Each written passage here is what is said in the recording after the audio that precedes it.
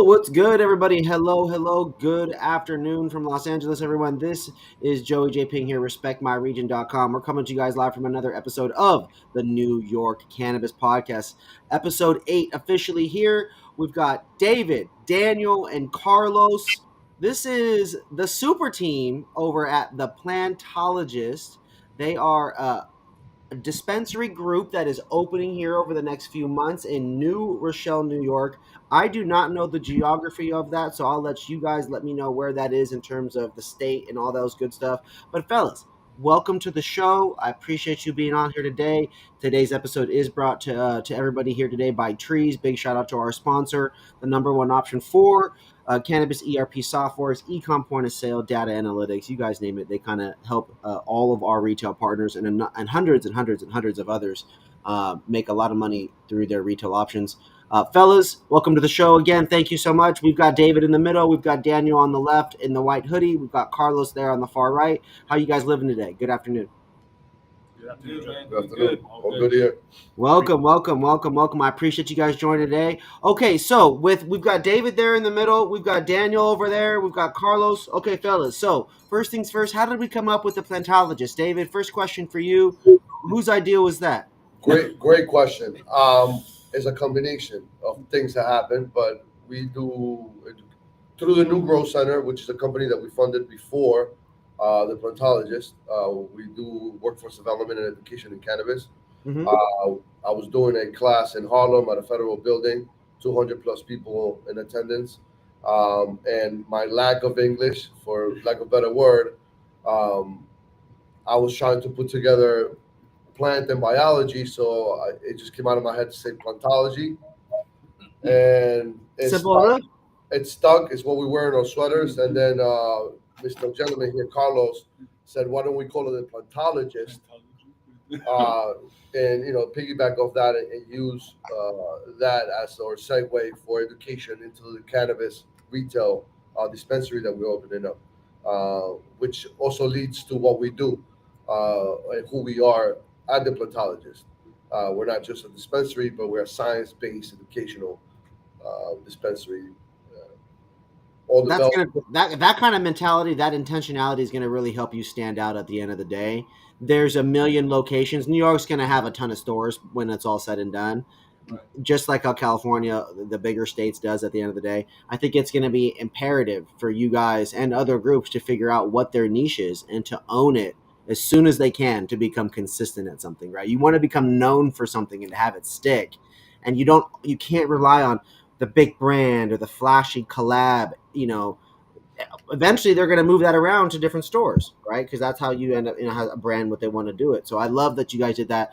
It just occurred to me too, David. Imagine bud tenders being called plantologists. That's exactly it. How'd so you know? we're going to go right into that. So everyone, yes, going to go see a bud tender. You're going to come see a specialized plantologist at the Plantologist. I like that, dude. I like that. When we were in Seattle in my early days, guys, we had a super luxurious store, and everyone always talks about luxury and high end, right? And especially in New York, high end. But they still call them just bud tenders. But do you know what you call somebody that's a doorman at a high end hotel? They're not a doorman anymore, right? They're a hotel liaison. So we called our people cannabis liaisons, which was too fancy and confusing at the end of the day. It was like too much. So I definitely like plantologist. It really shows that allegiance to the plant, which is one of my new favorite sayings, allegiance to the plant now, by the way. Shout out to New York for inspiring that. A lot of really great episodes coming out of New York recently, fellas. You guys included. It's dope to be able to talk to you guys before you launch, which is exciting. A lot of trials and tribulations, a lot of struggles, I'm sure, that have gone into this. What has it been like for you, Carlos, COO, Chief of Operations? What it has been like for you to get all of the operations and organization together? Because people will say running a cannabis is kind of easy once it gets going. I mean, being profitable is a different thing, but running it is kind of easy once you get it going. What was it like, or describe some of the struggles you went through to get it together in these last few months, in the last year or two, to get these operations moving smooth? I mean, first I'd say location. Figuring out where we're going to put this dispensary, right, was key. Mm-hmm. Background is in real estate. And I figured, what they say about real estate is location, location, location, right? So we had our new Grow Center store, which is an organic um, based growing cultivation products and education. And we were going to rent a space next door, which is double the size, and it required triple the amount of investment that we need to open up, right? Because we had to rehab an entire, what was it, 2,500 square foot building that was totally run down. But And it was then get all the inventory for the dispensary and exactly, all that kind of stuff. That's a lot. That's a chunk of change right there. yeah. So we were, and it was literally next door to our store. So we were like, let's sit down, let's think about it, and we decided to replace our existing store and convert it into the dispensary. Mm. Minimal build out, less cost for us, and we already have a location. People already know where we are, so we figured that was an easier transition. Um, So was this like a hydro store, like a grow store? What kind of Grow store. a grow So store? Okay, yeah, yeah. Okay, cool. So yeah, so I mean, ultimately, you guys had a community there, having done that. They weren't necessarily buying weed from you, but at least it was the culture of plants again. exactly, Back to the plantology, right?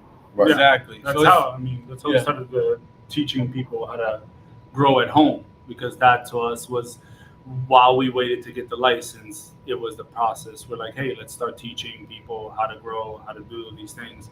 And then we had a sur la table type of setup on the store where the back was a classroom for where we're teaching all these things, and the front had all the equipment and materials. That's so cool. You guys were literally crafting the culture in your local community for people, man. You guys were literally giving them those resources and empowering them, and turning that event, what probably was a hobby and a goal into a real business yeah, over time. Man, how cool is that? How did you guys get into this? What if we could start, and we'll transition over to you, Daniel, since the other gentlemen have shared a little bit here already. What was your foray into cannabis? You're the CMO. Most marketers, back if we go back far enough, the marketers don't typically start in cannabis. They didn't used to want us to know about them, right? So, how did you get into all this? I'll blame the man sitting right next to me, who also is my brother-in-law. Mm. In this process, he moved to Oregon to kind of gather information and education to start this process in a legal market from the OGs, Southern The Oregon. good old Pacific Northwest. Yeah. And when he went, my family was also, I was having a second kid. We were like, oh, let's get closer to family. So we decided to move to Oregon too. And as soon as I got there, he was in my ear. Well, first of all, the smell of weed hits you in the face when you get off the plane in Medford, Oregon. Hey, you said in Medford? In Medford, Oregon. Yes, sir. Yes, sir. You smell it when you're driving down that S curves on the freeway. You know what I'm talking Hey, we from Seattle, baby. Respect my region. Our region's the Pacific Northwest. That's right? right. So I've spent not. I haven't put enough time in Oregon as I would like for how beautiful it is and how great the weed is. But we have a lot of love and respect for Oregon because of the impact it's had educationally, because of the impact it's had on cannabis culture medicinally. Um, they're they've been at the forefront for sustainable agriculture and indoor agriculture for a long time, with breeding and all these different things too. So I've got a lot of respect for Oregon, and it's cool to hear how your guys' New York project to pay that homage to there and how that's a part of your journey. Um, do you guys? Did you guys go through? I mean, if you guys were teaching, I assume you were cultivating as well, right? Prior to that, correct. Prior to that, okay, okay. What is your experience like with that? Was that just in Oregon? Did you do it back in New York too? I did not grow in New York. I was part of the legacy market. I got locked up for a small little thing right there that happened, and I decided to leave the state to go do it legally. And since then, I opened up a company in Uruguay. I did over 40,000 pounds Wow.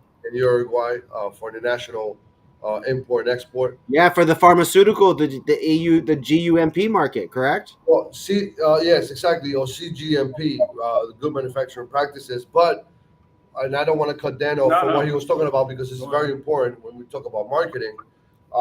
Carlos is also part of another company that we both, us three own. It's called Matter CBD, which is the company that's how it was like the B League, right? This is how you learn compliance. You start with CBD, and you learn compliance. That was what Dan I needed him for the most was to help me understand what are the laws, what can we do, what can I do, and what many other skills that he has. If you want to talk about that a little bit. No, basically, when we got to Oregon, he was in my head about this idea that was bothering him for a while. It's like, this is how we start in the retail game, do this with CBD. And then the idea was to bring it to South America because both of us were South American. He was born in Uruguay, I was born in Brazil. Oh, So wow. kind of like bring it back home. And in this process, we had to learn, like he said, compliance. And for me, I had my own marketing and digital creative agency that I started with a childhood friend of mine. And we were like learning about every single client and industry that we could possibly do. So once he brought this idea, I started diving into cannabis. Lies. It took him a year. It did. It took him a year to get him to come work with me. That's a fact. And I was very like, nah, man, because I had my own TV and I just started my agency not many years back. So I was like, no, I want to grow this. After a little persistence, for sure, I dove in and then just fell head over heels in love, man. And it was just, we kept working on building this company, and then it was time. It legalized in New York, and David was out. It was just like, let's go. I'm gonna go first, start seeing the landscape, and then we can go and do what we were doing in Oregon. But Why not products over the dispensary first, or did you do products first? What do you mean? like well, Did we create products? so to create products, is that what you meant, Joey? Like Yeah, cultivate. yeah. Like, why not start off selling either merch or flour instead of the dispensary? Well, you couldn't sell flour. Yeah. It's illegal to sell flour without a license. No. It still is. So we we didn't No, want. I mean, in this rec market, you decided to go adult use rec with a dispensary. Why not go? Why not be a brand? Why not be That's a great- HCI or why not be Grove or whatever? Question. That is a great question, and I tell you, because I've cultivated for quite a bit. It's been 10 years. I've been cultivating at a big scale, commercial, industrial. I understand the risks. I understand what it takes, and I give you another key point. Because of the way the New York market is set up, there's no vertical integration. Therefore, the last line of defense to the consumer will be Yeah. retail. For example, if I have a cultivation, something goes wrong, I lose my crop, I lose my shirt. In retail, all I have to do is pick up the best products and put them forward to the consumer, and I will still be on board. The risk isn't as much, and the capital to start Yeah. isn't as much. That makes more sense, and hearing it put from that perspective, can totally understand why as well. When you got, so we've heard a little bit about the name of the business. Why New Rochelle? Why that area for you guys with your guys' location? What's the significance of that town, of that city? What is it like there for you guys? What are you hyped on about that place? We're back home. It's our hometown. It's where everything Nice. started. We have a lot of connections to the community, not just through our businesses, but some people in our network and our circle who are involved. And we really just want to be here to educate the community that we grew up in, right? We all grew up around the weed culture in one way or another, and we saw the good, the bad, and the ugly with it. And now we're here to bring the good to the town, to the city. Which is another thing that we're doing at the dispensary. Because it's for our community, we put so much emphasis on work towards bringing the best products to the consumer. So we put some sort of for the kind of products that we carry, rather than just carry 150 brands for no reason and just pick whatever you want. It's not like that. We try to bring the best quality Who- products to the consumer. Being that you guys are all about that, which I love, I'm all for that. I think there's an opportunity to be a grocery outlet with products that are about to expire and that they're reduced prices and cheaper. I think there's a middle balance. I think there's high end grocery stores. I mean, I live in Los Angeles. There's a $19 strawberry at the grocery store over here, right? That just went viral. So it's like, I can totally understand it. I was on a team that sold a $4,000 joint. The team sold a $10,000 joint after I quit. So it was like, there's definitely a market out there for these different things depending on who you're speaking to. when it comes to New Rochelle, when it comes to your community, this is people that you knew, you grew up with. You guys have businesses out there. When you talk about having like the best items there, what are these best brands and products in New York? You guys have obviously done research across the state. What are you guys excited to carry in your store? Let's show love to some of the brands. What is that fire across some of the categories? I'll give you some, and I'll let the rest chime in with other. One thing, for example, one is what does the brand stand for? So, for example, we're working with cartridges. We would like to work with a company that has either something that has a battery that can keep, they're only buying the pods, and then they have a return policy, which if they're returning, you can get a 5%, 10%, whatever, even if it's Some kind not of a percentage for the sustainability program, loyalty program. that is huge for us here too, especially in New York with the amount of people that we have in the square footage. That's something that's huge for us. Then we can get into something that we've helped create here in New York ourselves, bro. Live rosin uh, producers from the West Coast to come do live rosin. So the first live rosin that you're going to see here in the East Coast in New York will be from people that we work with, our manufacturers from the West Coast that came here. So product quality, oil quality, huge for us. Flower quality, huge for us. We do not want to charge people $100 for a half uh, gram cart, but we do want it to be quality. But you could charge somebody $100 for a half gram card if that shit is exclusive and super, super, super fire in whatever methods it was created. I mean, But I just don't want it to be a $19 strawberry. hey, that thing was that thing. There's a story behind that, man. It's the perfect one. It was come from Japan, fed a certain way, treated a certain way. When I hear a $19 strawberry, you know what that makes me think? Makes me think about a $60 to $80 gram of rosin, right? I don't see a difference in that. I mean, if I'm going to take 4 bites of a strawberry, and it's going to cost me $5 a bite or $4 and change a bite. I don't see much difference between that and a high end cannabis product at all. It's an agriculture item, no? And so I saw that and immediately was like, this is genius because I come from a dispensary. My upbringing in cannabis was in Seattle, Leafly, and a super fancy shop, and we were able to sell high end products. Did our dispensary make as much money as the other models, which were cheap, cheap, cheap, cheap, cheap, cheap, cheap, cheap, cheap, cheap, cheap, cheap, cheap, and then more cheap, more cheap? You know what I mean? No, we tried to take 20 to 40 minutes with our customers, every chance we could if they were a tourist, right? And that's a whole. There's just a different model of doing that, and I think it's cool that you guys are going to be able to execute some version of what's authentic to you guys because that's what this is all about. People that you guys want to do business with, the way that you guys enjoy doing it. It is about money, but you can definitely make money and have fun and enjoy it more than other people, depending on how you are as a person. Let's pivot a little bit to when is this new shop opening? I don't know that we have a date. Do we have a month? Are we waiting on approvals for something? I know opening dispensaries can be tricky.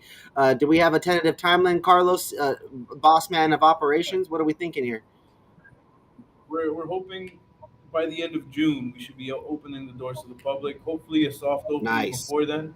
Make sure everything's running smoothly before our grand opening. But we're in the middle of the build out stage now, and it's we're looking to do a nice, clean, simple build out. Like an Apple Store style type of experience for our clients. So we're hoping by June. we're up and running. There is a balance of integrating technology like an Apple Store, or they always say they talk about the old MedMen group, right, and how that was the Apple Store of weed and how they bombed. But they didn't bomb because it was an Apple Store and people didn't like the experience. Like people regularly shop there and actually went there all the time. People prefer a Target Apple Store experience oftentimes these days. What is it like for you guys integrating technology into your store? Uh, are people going to be able to do pickup? Will we see delivery? Website through the website, that kind of stuff. How do you guys integrate technology into your guys' experiences? The process is pretty. We try to be active in educational technology as possible, and not for it to be an exclusive experience, so that like only the people that like the Apple experience can go in. We just want to have options. So we want to have touch points where people can go and have a kind of how do we say, kiosk experience. No, nobody pressuring them, nobody talking to them if they don't want to. So we want to have a dispensary where people come in and they'll be their own guide. They'll know where to go. Things are mapped out properly. And if you want to have an interactive experience with a plantologist, with a bud tender that's going to sit with you and go through it, you can. If you don't want to talk to anybody, you can. And it's good. The choice is yours. We'll do the same thing digitally. So overall, the technology is a big thing because it'll allow us to do all these different types of pickups, deliveries, and plant touching kind of things as well down the line. We do, our work with our vendors, and we want to kind of incorporate a little bit of the New Growth Center into the plantologist. Are there other two-part question? Are there other stores there in New Rochelle? Number one, and number two, obviously with the history of events and doing the plantology and the educational sessions before, is that something that we can expect to see in the future once things are live? Absolutely. So there's one other shop open now. We don't talk about those guys. We don't consider them to be our biggest competitors, but we respect their space and their location and being part of the industry. We do plan on differentiating ourselves pretty immensely compared to what's out there. There is another one in rumors of opening up, probably like 2 miles down the road, but it's far enough where there's enough in a pie for everyone to grab a slice, right? Absolutely. Location. Exactly. We are 1 minute off exit 16 of the I-95 going northbound, 2 minutes of the southbound exit 16 on the I-95, which is the corridor going up and down like the I-5 on your side. Yeah. It's a very. I'm looking at it here on the map and seeing where, at least like what the New Rochelle area is at where it's kind of strategically positioned along the water next to those freeways. Yeah. I think that's got to be a pretty cool space. What is it like there in the culture? Is it similar to the Brooklyns or some of these other areas of New York? What is New Rochelle like, and what are some of these other popular local businesses around you guys? That someone could visit your store, maybe they can go out to eat after or something. So New Rochelle was a working class city, I would say, for the last 50, 100 years. And as Manhattan started getting so much more expensive in the real estate market, that the construction started expanding outside of Manhattan and New York City. New Rochelle is 15, 20 minutes from Manhattan. Mm-hmm. We're one of the biggest cities outside of Manhattan, probably 2 train stops away on the Metro North. Wow. There are over 7,000 apartment units currently being built in New Rochelle, expected to go online in the next 2 to 3 years. Holy cow.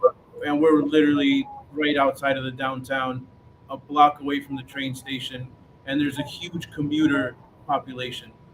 If you're renting a brand new apartment in a luxury high-rise building here in New Rochelle for half to 2/3 of the price is Manhattan for smaller, for a smaller space. Yeah.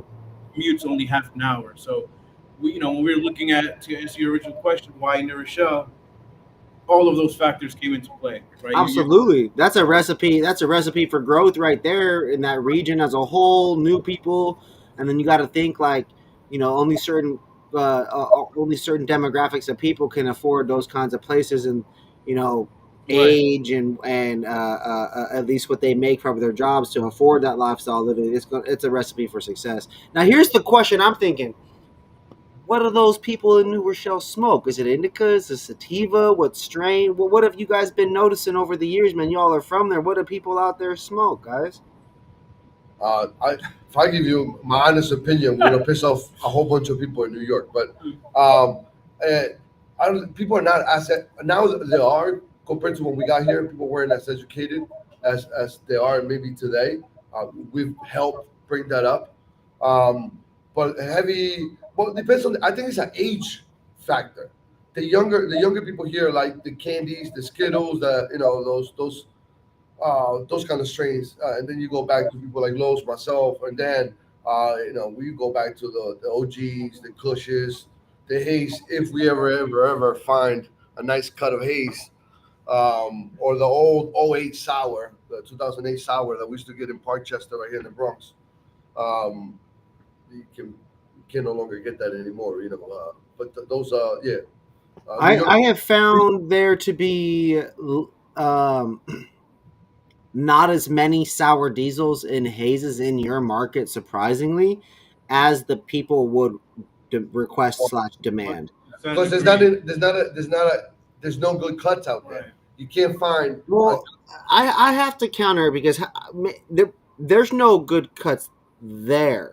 Legal, Right, legally. legally. Yeah, illegally. Because I've had great piff. I've had great haze. I've had great diesel. I've had it in Washington. I've had it in Oregon. I've had it in California. I've had it in Colorado. Had it in Michigan. I've had it. I've seen it. I've had Massachusetts, right next to you guys. I tried AJ Sour Diesel, which was good. It was just larfy on that first or second drop, which it was just super airy and not. It just wasn't what I expected for a $60 eighth or whatever it was. Obviously, taxes plays into that price point issue, balancing out the quality act or whatever. But it's that the market there, the adult use market, definitely has a quality issue in the flower, and that Rents group there has great indoor flower. I liked their stuff. I don't know about $75 an eighth worth quality of flower, but that's due to the taxes in the early market. They can demand that because there's not 10 other or 20 other brands knocking at their door, the same, I think driving that price down. with all these micro businesses that are going to start popping up, and that's for our connoisseur corner that we're planning to have in our store, like people like you, people like us that really want something classic and high quality. We're hoping that we can rely on those micro businesses to grow that fire shit that we expect to provide. I like to buy eights like BOGO to try new brands. That way I get to try two things for the price of one plus $1 or whatever. But most often when I find my own brand that I like, or a couple of them, I end up buying their half ounces of like indoor smalls all the time. Yeah. I find that pocket where it's like $100 to $140 for a 14-gram bag, and it's again, this is here on the West Coast pricing, so it's a balancing act, right? But I find that pocket, and I just kind of hang out in there, and I bounce between 2 or 3 farms that consistently deliver those small bud indoor fire, and I just smoke you saw the joint. I just roll those banger little joints of indoor all the time, bam, bam, bam, full flower usually, and then I get hooked on the hash holes. Where do you mentioned David? You mentioned earlier you were talking about rosin production. You were talking about projects in Uruguay. How cool is it, guys? You guys have such a unique experience across international cultures. I'm going to Costa Rica at the end of this month. I'm excited to see what's going on in their medical market. I've been chatting with a gentleman in Colombia. Do you feel that any of that international experience, does that potentially apply to New York because of how diverse it is there, or what are your thoughts? Talk to me a little bit about that, fellas. So yeah, we changed topics previously, and I didn't get to give you the whole scope, but through Matter CBD, today we have OTC, WHO, GMP certifications for products that we're importing and exporting from the United States to Brazil. I have a vast experience in extractions, especially whether they're for any solvent, butane, propane, iso, ethanol, CO2, you name it. I run whatever size equipment, and through that, and because of it, we have a lot of experience creating products. And that's why we're able to dissect the companies that come and they try to sell us a dream, and then we look at the products. I'll drop a name from one of the brands that I really like. I'm not a huge fan of ethanol extraction methods. I like the CO2, although the return on investment is not as much because of the slow process of CO2 extraction procedures. But Heirloom is a company that produces many different products, especially oil extractions.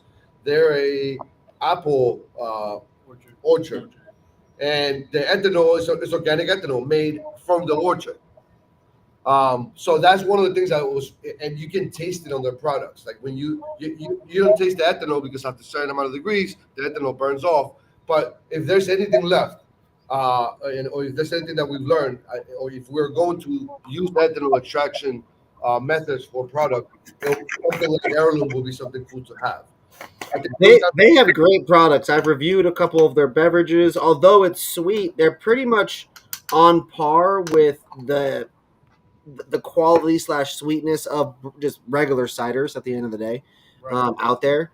Coming from Washington, we have I come from paying attention to apple things. We have treetop apple juice where we're from in Eastern Washington, and have always paid attention to the ciders that are popular out there and local craft alcohol drinks. Super cool to see Heirloom. Was a big fan of their sleep products. They've got quality vapes. I've had a number of their all-in-one vapes. I think those do great. The brand stands out from a packaging standpoint as well. Just solid partners too is one of the other things that I hear from many of the retailers out there. Yeah. Have you guys already started filling out your menu, or is there still space to be added and fleshed out, or what is that looking like for you guys? Look, I'll tell you this, man. You're not buying weed yet. You're gonna buy weed and have things delivered once it's open. But Right. are you guys creating those partnerships? Hey, Joey, we're living the dream. We have bags of products. Not that we couldn't afford it, but I have bags of products that people will never see in their life for us to do quality testing, assurance, and control. We're going through that process right now. Living the dream right now. Going through it. He's like, yeah, basically every brand in the state trying to be in my shop, we are gonna need samples. And we you see that's the difference between being in retail and let's say cultivation. I don't have to go out and find somewhere to sell my product. People are coming to us with their products for us to sell it for them. Daniel, how if you guys have other shops on the marketing side of things, how do you plan on creating that initial wave and then sustaining a wave of community times foot traffic and that balancing act? Because there's already people out there loyal. They're going to obviously explore new shops, but what are you thinking of doing to get in front of those people? What are you guys currently doing now? Well, the good thing about our shop and our brand is that for the past 3 years, we started doing that even without having a shop with the new growth center. Mhm. So the loyalty aspect was something that even surprised us in terms of how many people in the New York State cannabis industry knew about us and who we were. So it's really just about getting our name out there, setting things up properly to about the customer, give them the feeling of that VIP customer experience. That's why for us the bud tender aspect of it is such a huge motivator, because if we set them up properly, educate them properly, give them the right tools for them to be able to use the analytics and what they see a customer has done in their history and everything, and Yep. kind of get those friends and create that network, we can tackle the market very easily by just seeing a map of what this person likes, and then targeting through text, email, postcards, even because Yeah, that at-home marketing definitely still works. Some of these traditional methods do have good residual income. Residual ROI over time. In addition to the digital efforts too. So super dope to hear a little bit about your strategy as well, especially because New York's an interesting market. There's a lot of people there. It's busy, man. It's a busy place. A lot of hustle, a lot of movement, a lot of grinding, but also too people like you said there. I believe another gentleman. Shout out to the homies over at Happy Monkey said. I think like per capita, they're smoking more than anywhere else. There's just more people there smoking more weed than anywhere else, which is dope. Fellas, I'm going to take a moment to just pivot slightly to take it a fun direction. Are you guys more foodies? You guys into music? You guys drinkers? Is it just weed only? What as a team, what do you guys like to go do for fun together? I love food. I love food. Food is nice. Food, drinking, Some good ass food after some fire weed was better than that. Yeah. And especially with the Colombian and Uruguay background, I mean, I would imagine that culture plays a lot into the food that you like. So here's the fun question: if you guys were going to do a Plantologist food festival, what would be there? What's getting served? Everybody's background. Yeah. Okay, okay, Again, Mexico. Okay, there we go. I'm Uruguayan. And I'm Brazilian. Alejandro is from Colombia. Fabian is from Mexico. Dwayne he was born in the Bronx, but he's from Barbados. yeah. So we got a diverse team. But Yeah, that's a lot of terpenos, as my friend in Switzerland says. lately I've been into smoking like ribs and shit like that. So I'll definitely be smoking some ribs. Ooh, okay. Are you gonna do it like with the rosemary with some weed leaves on it, or maybe some sprinkled butter on it? With that, Yeah, we'll infuse Crust the it. barbecue Some sauce. infused butter, Yeah. on top of Okay, there we go. The infused butter. Okay, what are you infusing, Daniel? What would you infuse from your Brazilian dishes? I'm a churrasco guy, so we'll have some rice and beans, of course, as side plates and everything like that. But you get the picanhas, the huge piece of steak on the grill like this big. Now we're talking. And then Ooh. We gotta bring this one to life. I'd say we gotta take over a little street, when a you come, little when you street come, food fest.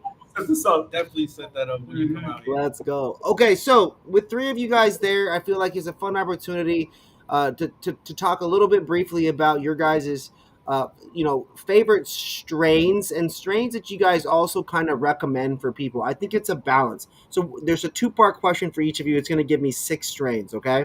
So for each of you, first part, what's your favorite personal strain all time and why? Second part, if you're recommending a strain for medical purposes, it doesn't have to be a specific medical reason, but if you were going to recommend one kind of consistently for medical people, what is usually that strain that you recommend for people? I'll kick it off. My favorite strain of all time, it has to be OG Kush. I'm right there with you. I'm right there with you. Is it OG or is it a cut of OG, like a Skywalker or a Yoda or an Alien? Well, the Skywalker is pretty good, but if you just go back to the original, just the OG, Yep. that's it. I'll stick to that. It always hits. The smell, the bud, just great. And then the second would be for medicinal purposes. I like to stay within 14% THC, 6 to 8% CBD. So something like a Purple Hindu Kush. Ooh. Very Southern Oregon native. Yeah. Those kind of ratios are only available in certain places these days. It just doesn't translate so well in the medical market, which is really frustrating. I think I remember back in our dispensary in Seattle, gosh, we probably had maybe 8 to 12 CBD strains at most at one point, and those grows by year 3 had cut that in half. They were definitely running a lot less over time. It just we couldn't get it to sell as fast. A lot of returns and credits and dried out CBD, ratioed flower, which is so frustrating. A lot of that stuff was so flavorful. My favorite all time CBD strain, I always say sour tsunami. Well, but what I told you is that it's a combination, right? It's mostly THC. Yeah. Same thing with the sour stew that I'm speaking about. Just Yeah. Super flavorful, and I always called it a champagne body high. That's what I always would describe it as. In Europe, we grew something called Hot Blonde, Mm. and the Queen. It came from Switzerland. Great plants, 8 foot tall, big Wow. bud. Is specifically grown for extractions. So I got more. We're gonna have to bring you guys back. I'll have to do an episode on the International Cannabis Podcast with you guys to chat a little bit about some of these things in these other countries, because I've got some questions, but we don't have enough time for all that because today's about the Plantologist. All right, today's about the Plantologist. Okay, so going back to the strains, who wants to go next? Favorite strain all time, and then what's the strain you recommend for people that are like, yo, I don't feel so good. I might need some weed. My favorite strain of all time, I would say, is Jack Herrera. Okay. Sweet sour pine, huh? Pepper. Love that. I don't know. It's like earthy to me. I love that. Reminds me of the planet Earth. So do you then in turn recommend that for people as well? Because that's a great one for some people that need that creativity, that little bit of that nausea relief. Absolutely, yeah. That's my favorite, both for rec and medical. It's just a good strain, classic strain, and yeah, I love that strain. The Jack hair. I love I'd that. have to say for me was something that actually David grew, which just completely floored me. He's Was like, I had no idea you felt this way. what is it? That The Gorilla Gorilla Glue? Glue? Oh yeah, I'm that not. was That's my strain that I've grown, that I've gotten really good at. And if you got 2 seconds, I'll tell you why. Yeah, it's a Gorilla Glue. Gorilla Glue number 4, the original Mhm. one. Yeah, Yeah. it's the hardest to trim, probably because it's you get the how do you call that, craw feet, kind of Yeah, structure. those STEMmy underparts that kind of you got to really get on it. I just dealt with them here. Yes, which is really hard to trim. So that's why I think it's not so commercialized in the market. It's so hard to trim. It costs money. It costs time. Yeah. Um, but whether you trim it right or you miss a little bit, you put the Gorilla Glue in a bag, you smell that thing from a block away. So it made it very easy to sell too. Mhm. It sells itself. No, that strain was unbelievable. Definitely got me the best full blown high I've ever been in my life, in a good way, not like completely dead or anything like that. It was. Is that Yeah. do you and now that you're in marketing realm as well and been working on these projects for the last few years together, is that a good medical recommendation for you as well, or do you tend to go a different direction sometimes?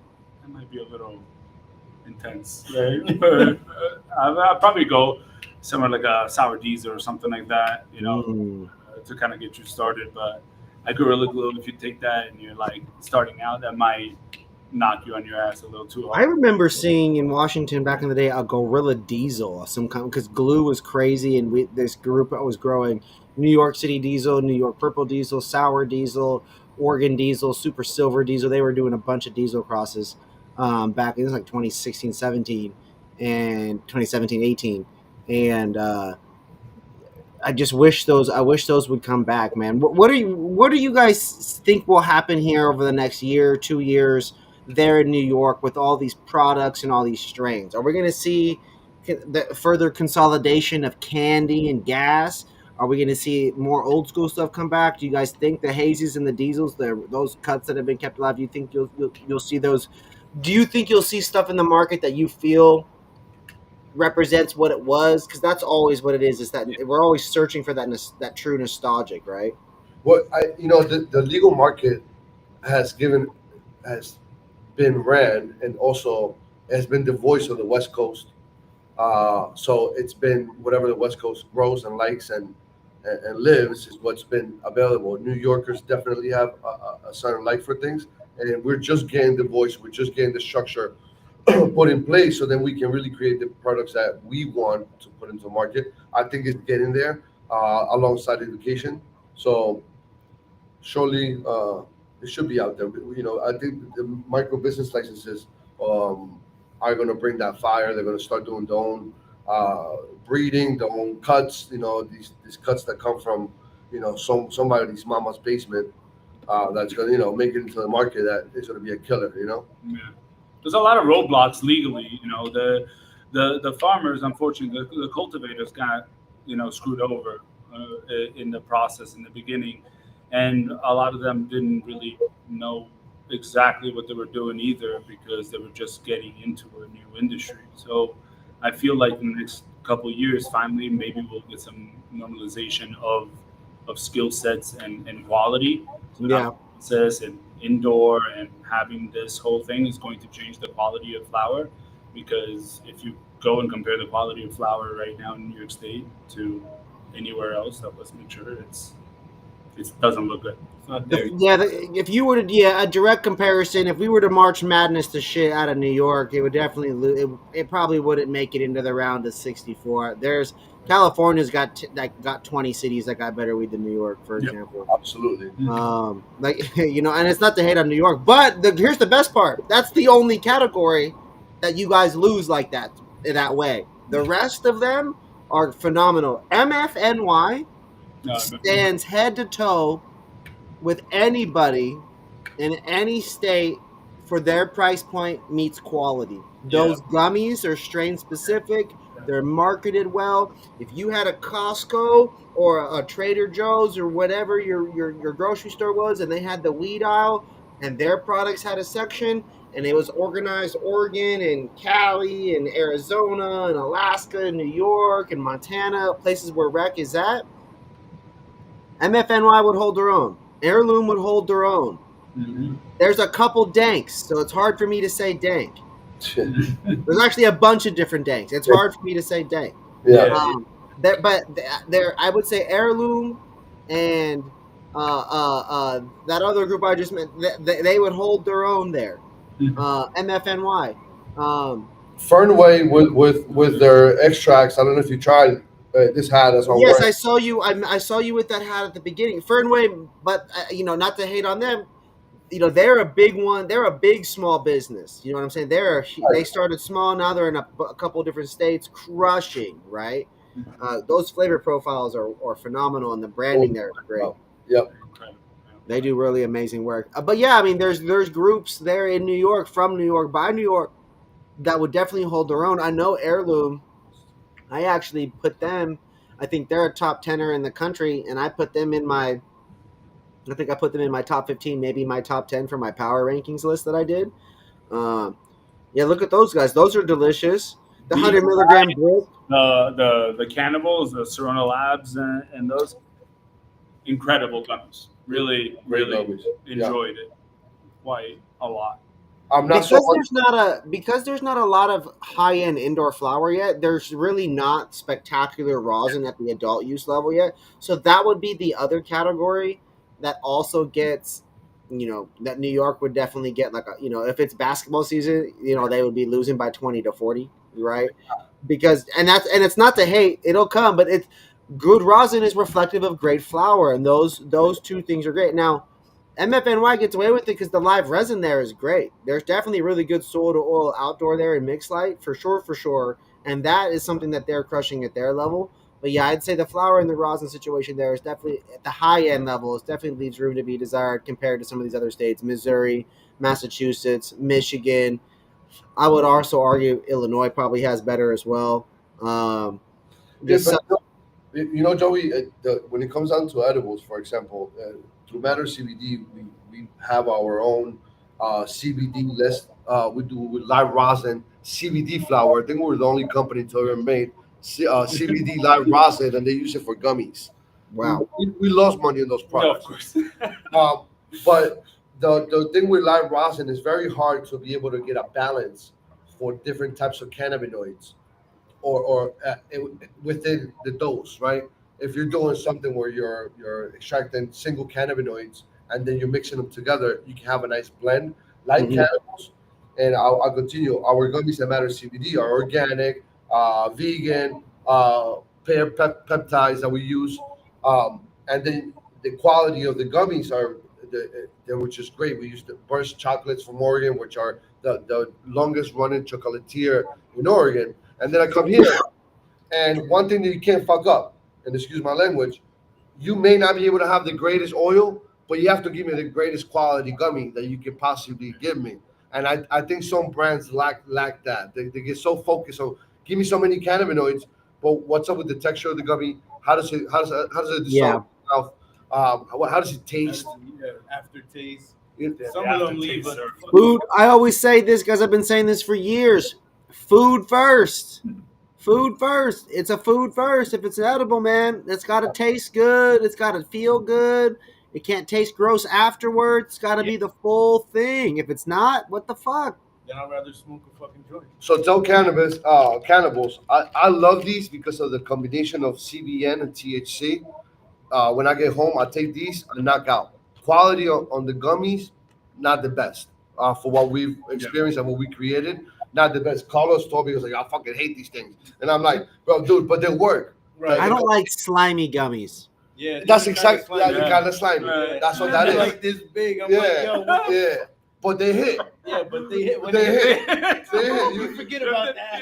You forget about the taste after it hits, and you're like, oh. But Yeah.